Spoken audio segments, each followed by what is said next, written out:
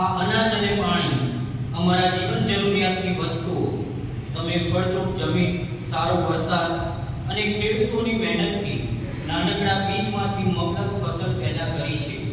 તે જ રીતે અમારા વિચાર, વાણી, વર્તનમાં પણ ઈશ્વરની અમિત દ્રષ્ટિથી અમને પરિપૂર્ણ કરો તેવી પ્રાર્થના સાથે આ અનાજ અને પાણીની ભેટ કરીએ છીએ.